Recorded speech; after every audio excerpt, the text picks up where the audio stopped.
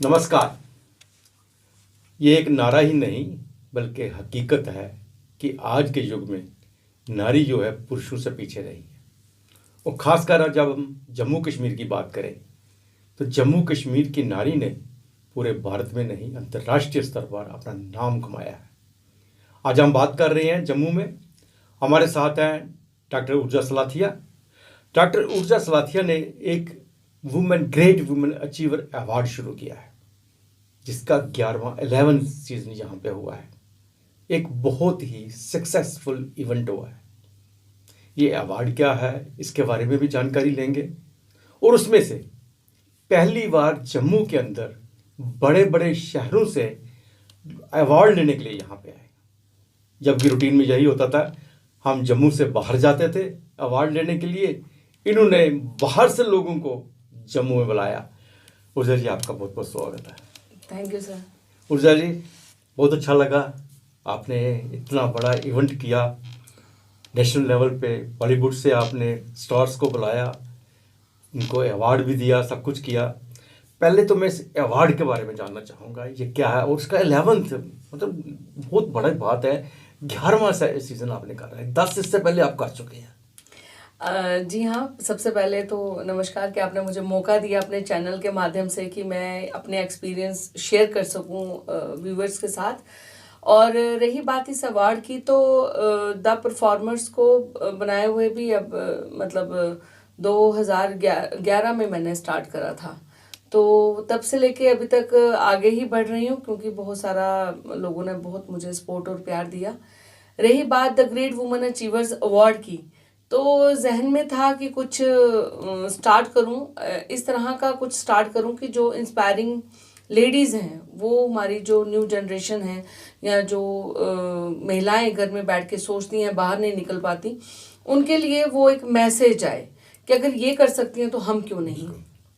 तो उसके लिए सामने जैसे हम आईने के आगे अपना चेहरा देखते हैं और सोचते हैं कि अच्छा हम ऐसे दिखते हैं, वैसे ही वो महिलाएं भी उस आईने की तरह सामने आनी चाहिए, ताकि उन्हें देख के औरों को लगे कि हम भी ये कर सकते हैं जो इन्होंने किया है। तो वही सोच के, क्योंकि वुमेन अचीवर्स अवार्ड मैंने खुद भी बहुत लिए थे, मैं चाहती थी कि इसके साथ कुछ और अलग सा हटके लगे, जो लगे कि अपने आप में कुछ है बड़ा। तो इसलिए मैंने इसका नाम the great women achievers award रखा, क्योंकि वुमेन्स अपने आप में महान ही है। तो जब मैंने ये स्टार्ट किया था तब ये स्टेट लेवल का था। तब हम जम्मू और कश्मीर से ही हम लोग महिलाओं को निकालते थे। हालांकि वो भी बड़ा चैलेंजिंग था, क्योंकि जम्मू से तो आप फिर भी निकाल सकते हैं, लेकिन कश्मीर, रजौरी, पुंछ ऐसी जगहों से महिलाओं को निकालना और वहाँ से अवार्ड के लिए बुलाना और उन्हें ये बताना कि हमारा मोटिव क्या है, वो भी अपने आप में एक चैलेंजिंग था। तो लेकिन आई महिलाएं, और मिलिटेंसी एरिया से भी आई। उसके बाद जैसे इसका एक ग्राफ बढ़ता गया, लोगों में, महिलाओं में एक्साइटमेंट होना शुरू हो गई कि इस लेवल के भी यहाँ प्रोग्राम्स होते हैं। तो अवार्डीज की खुद ही रिकमेंडेशंस आना शुरू हो गई। फिर उसके बाद हमने हर साल हम अपने जूरी मेंबर्स चेंज कर देते हैं, तो जूरीज फिर मुझे बनानी पड़ी। फिर उसके बाद ये स्टेट से नेशनल लेवल का, अब 4-5 सालों से ये नेशनल लेवल का हो गया, क्योंकि हमारे पास पूना, मुंबई, राजस्थान, जयपुर, दिल्ली, असम, मिजोरम, मतलब यहाँ तक से महिलाएं आना शुरू हो गई हैं। तो इसलिए ये अब नेशनल लेवल का हो गया। और मुझे खुशी है कि जब हम लोग कहीं अवार्डी के तौर पे जाते हैं बाहर मेट्रो सिटीज़ में, तो अच्छा लगता है। तो लेकिन जम्मू का ये पहला ऐसा है कि मेट्रो सिटी से यहाँ हम अवार्डीज को मतलब बुलाते हैं, और जो जो उन्होंने काम किया होता है हम वो लोगों तक पहुँचाते हैं। जैसे इस बार भी जम्मू से तो थी, बहुत अच्छी अच्छी महिलाएं थी। डॉक्टर ट्विंकल सूरी एजुकेशनिस्ट के रूप में थी। हमारे अपना थिएटर में अगर मैं बात करूं तो नीलम मालवी जी थी। राइटिंग और थिएटर की बात करूं तो संतोष सांगड़ा जी थे। फोक की बात करूं तो आशा केसर जी थी। वर्सटाइल सिंगर की बात करूं तो वर्षा थी। अच्छा, और जयपुर से मैमुना नरगिस जी आई थी। वो इतना इंटरेस्टिंग काम करती हैं, आप खुद बिलीव नहीं करेंगे कि एक मुस्लिम कम्युनिटी की होके वो हमारे हिंदुओं के जो मंदिर हैं वो उन्हें ठीक करती हैं थ्रू वर्ल्ड, वो उन्हें ठीक करती हैं। जो बॉम्बे का एयरपोर्ट है, वहाँ पे जितना भी वो क्रिएट आप सारा आर्ट देख रहे हैं वो उन्होंने किया हुआ है, वो वहाँ से आई थी। फिर गुजरात से आई थी गोल्ड मेडलिस्ट तृप्ति भट्ट आई हुई थी। फिर उसके बाद पुलवामा से आई थी, उनको तो मिस वैक्सीनेशन के ही नाम से जाना जाता है। हाँ, बिल्कुल हाँ, बिल्कुल। तबस्सुम आरा जी, क्योंकि उन्होंने कोरोना के वक्त 50,000 लोगों को वैक्सीनेशन किया था। तो ये अपने आप में एक बड़ी अचीवमेंट्स थी। फिर उसके किसी का नाम भूल जाऊँ आपके चैनल के माध्यम से तो मुझसे नाराज़ नहीं होना, क्योंकि 30 लेडीज़ थी। क्योंकि 30 इसलिए होगी जब आप ऑल ओवर इंडिया चला रहे हैं और आप अपने जम्मू कश्मीर को नहीं छोड़ सकते। तो वो कैटेगरी से हिमाचल से सीमा सांख्यान थी, सोशल एक्टिविस्ट। तो इस तरह से अलग अलग जगह से लेडीज़ थी। एंटरप्रेन्योर थी, मानसी गुप्ता जी थे फैशन डिज़ाइनर, और टैरोट कार्ड में थी कुछ अच्छा कृतिका, जो सच में रियल इंस्पिरेशन जो थी, क्योंकि उनकी एक टांग नहीं है और वो स्पोर्ट्स में है। तो हाँ। इससे ज़्यादा हमारे जम्मू की और क्या इंस्पिरेशंस होंगी।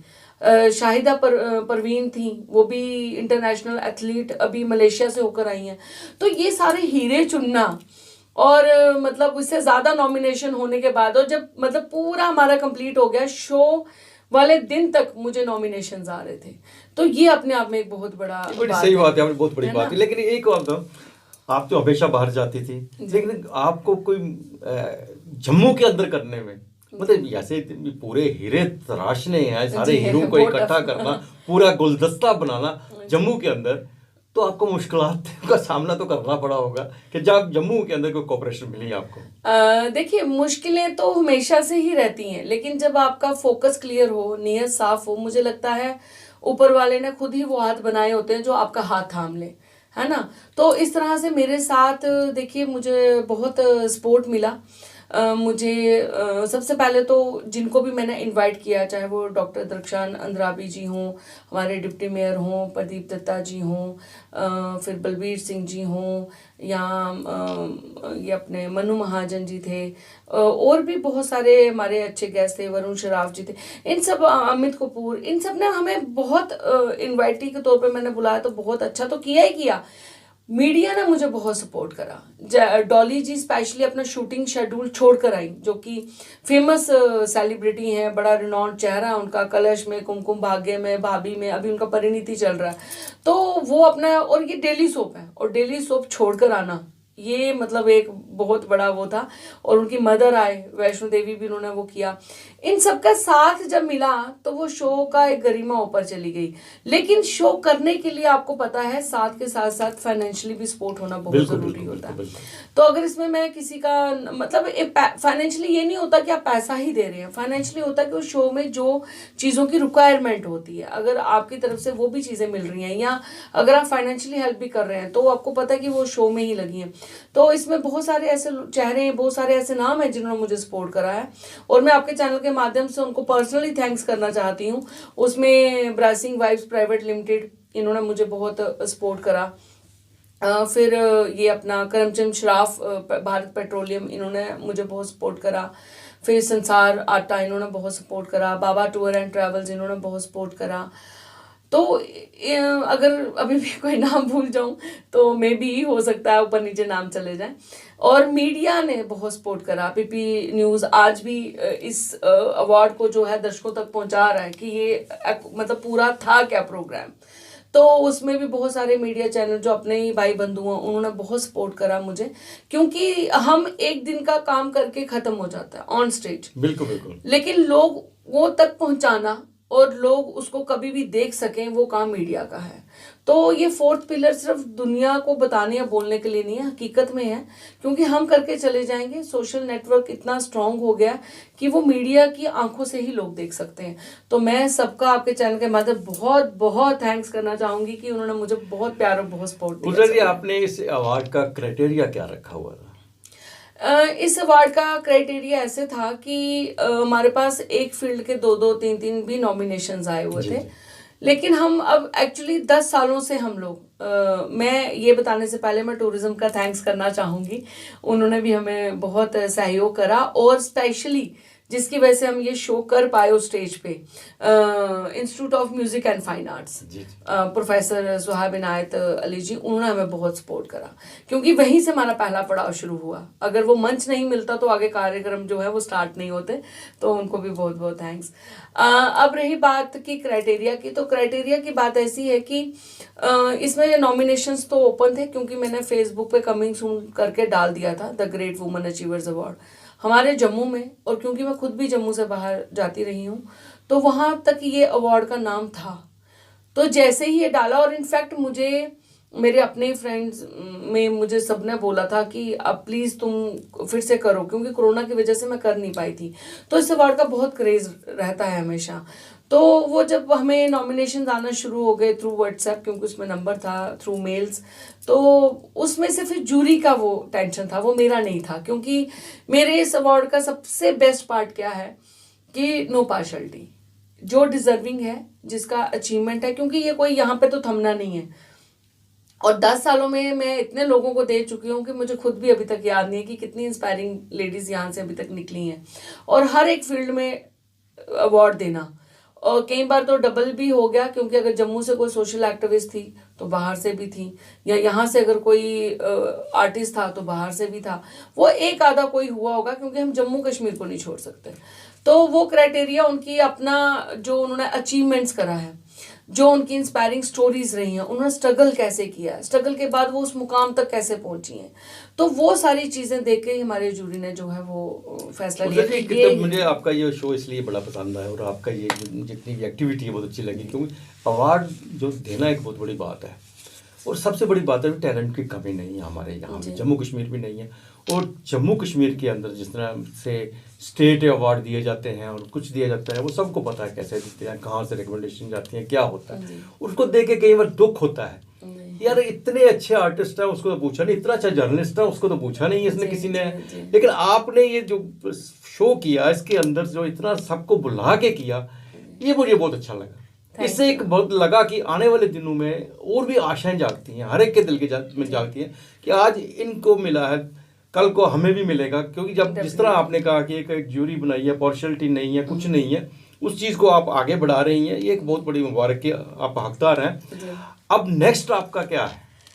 नेक्स्ट बताने से पहले मैं एक चीज और बताना चाहूंगी कि द परफॉर्मर्स की जो मेरी फैमिली है, मेरे वही बच्चे, वही आर्टिस्ट इसमें परफॉर्म करते हैं, और इस शो में totally women shades culture program बड़ा अच्छा है। जी हाँ, क्योंकि अब मेरे साथ ये आर्टिस्ट इतने सालों से जुड़े हुए हैं, मतलब जो 8th स्टैंडर्ड में मेरे पास आए थे, आज वो कोरियोग्राफर्स हैं। तो किसी के साथ इतने सालों से जुड़कर रहना और काम करना, और उन्होंने पूरी डेडिकेशन दी, तो मैं वहाँ पे ये प्रोग्राम दिखा सके। और इसका बेस्ट पार्ट क्या था? इसका बेस्ट पार्ट था कि हम ये जितनी भी वहाँ परफॉर्मेंसेज होती हैं वो सारी वुमेन शेड्स पर होती हैं। इसमें हमने औरतों के ऊपर एसिड और रेप के ऊपर भी बताया, और हमारी थीम है कि सबला है आज की नारी। तो हमें रुकना नहीं है, थमना नहीं है। हमारे साथ गलत होता रहा है, होता भी रहेगा, क्योंकि उस चीज़ में वक्त लगेगा, है ना। 5 उंगलियां एक जैसी नहीं होती। जैसे मैं बोलती हूँ कि सिर्फ महिला ही नहीं, आदमियों पे भी अत्याचार होते हैं, तो उसी तरह से हम वहाँ पे पूरी शेड दिखाते हैं, माँ की शेड दिखाते हैं, वुमेन एम्पावरमेंट पे दिखाते हैं। तो वहाँ पे जो भी लोग जुड़े हैं उन सबका भी मैं बहुत बहुत तहे दिल से थैंक यू करना चाहती हूँ अपनी द परफॉर्मर्स फैमिली का।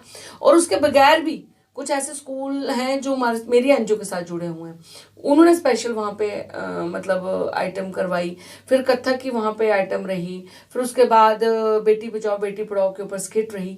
तो जब आप लोग सब अपना समझ के उस शो में काम करते हैं तो वो अपने आप में एक बड़ी बात हो जाती है।